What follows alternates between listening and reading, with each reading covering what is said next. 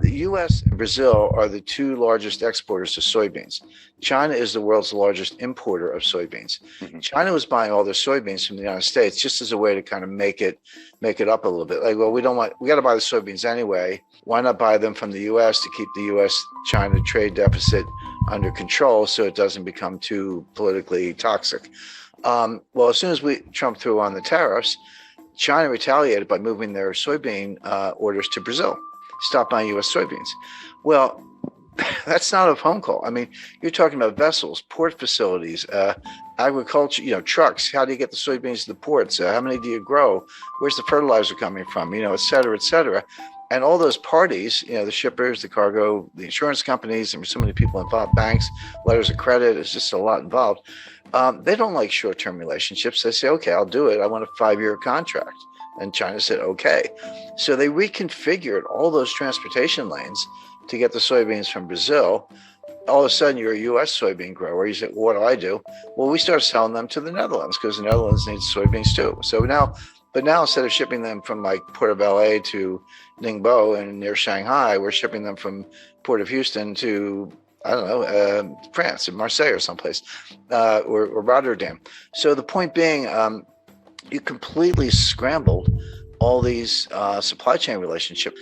I talked to the guy who, this is a worldwide endeavor, but he was probably the single most responsible individual for all the significant developments in the supply chain in the last 30 years. And he said to me, Jim, you have to understand, it took us 30 years to build it. We blew it up in 3 years. It's not going to come back overnight. It's going to take 10 years or more to rebuild it. And what I talk about in the book is supply chain 1.0, which is 1989 to 2019, and then supply chain 2.0, which kind of starts now, but is going to go indefinitely because it's going to take a long time to put this together. It's it's like dropping a vase and it breaks in 1,000 pieces. You can't put it back together. You got to go buy a new vase. And that's what's going on with the supply chain. There will be a supply chain, there always is, but the new supply chain will look very different from what we've just come through. Because the whole 30 years of period I'm describing was built on efficiency, lower cost, lower cost, lower cost. It was kind of the Walmart model. So yeah, just-in-time inventory, everyone knows about that, but there's something called cross-stocking. That's where a truck pulls up at a warehouse and you unload it. Instead of putting the stuff in the warehouse, you move it to another truck that then goes to a destination.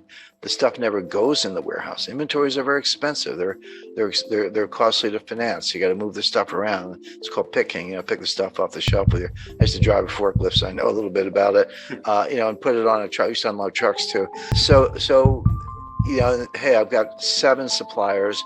Why don't I cut it down to 3 and do bigger contracts with each one and get lower unit costs? I've got 5 transportation lanes. Why don't I cut that down to 2, get everything to Los Angeles and Seattle, as the case may be, et cetera. And they did it for 3, and they got costs lower, and Walmart and Amazon were the champions of this, but everyone else was doing it.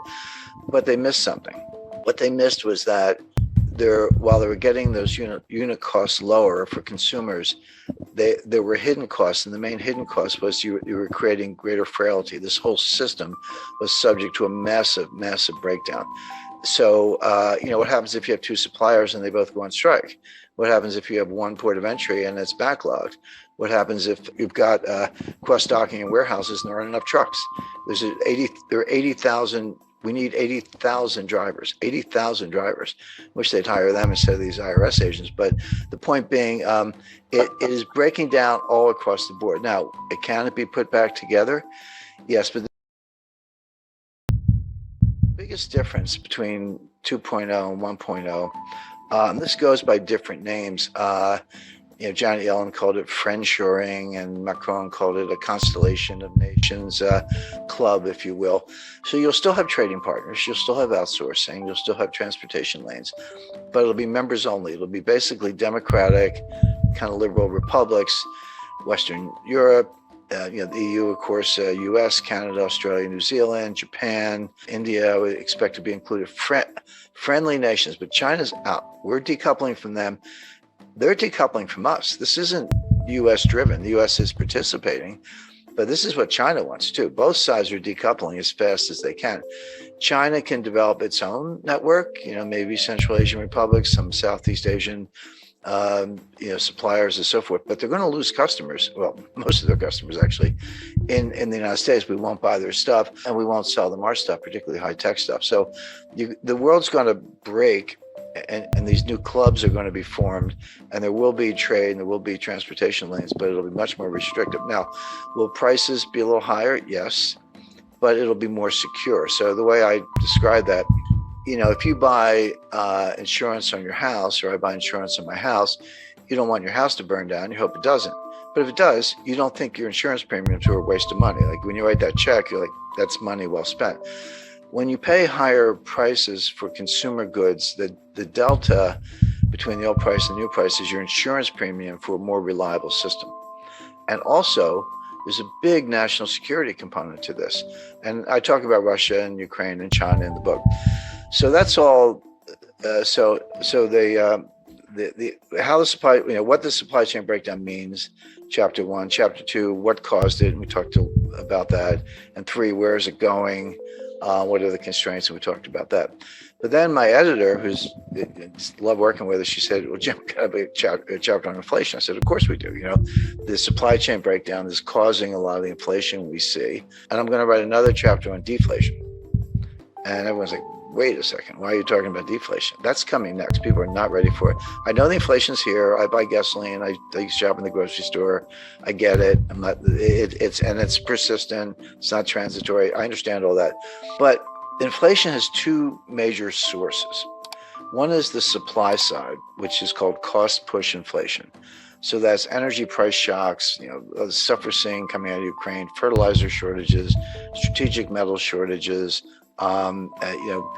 component suppliers who can't deliver stuff to factories in Germany and they're shutting down, et cetera.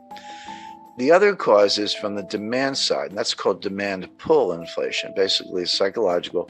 Consumers pull demand forward. They're like, hey, I was thinking of buying a refrigerator. I better buy it today because the price is going to go up in 6 months. And in the 70s, we had both. It started with cost push with the Arab oil embargo, but it ended up demand pull. I was starting my career at the time. Your boss would just give you a raise. You didn't even have to ask. Inflation was going up so fast. Like, I better give this guy a raise. Here's another, $30,000 or whatever, because people would quit. And that sort of spun out of control until Volcker squashed it all. Right now, we do not have demand pull inflation. We don't. This is not what's going on. We do have cost push inflation. The difference is hugely important because cost push inflation from the supply side, which is, again, what I talk about in the book, it's real, prices go up, but it's self-negating. The old saying that, the cure for higher oil prices is higher oil prices, because when they get too high, people stop driving. They shut down various activities. By the way, if you're unemployed, you're not buying any gasoline because you're not going anywhere. I mean, that's kind of a nasty way of putting it, but that's how cost push inflation, tips into a recession, and then prices come down. And we saw that in 1974. You had Jerry Ford and Alan Greenspan walking around with they had these win buttons, WIN, which stood for whip inflation now, except we had a recession and prices collapsed. Now it came back by 77 with for a lot of reasons, but right now we don't have demand pull, we have cost push. It will go away when this economy goes into recession, and then we're going to be talking about disinflation and deflation, which are kind of close cousins. And the Fed's going to be out on a limb as usual, raising rates in the face of a recession and a price collapse.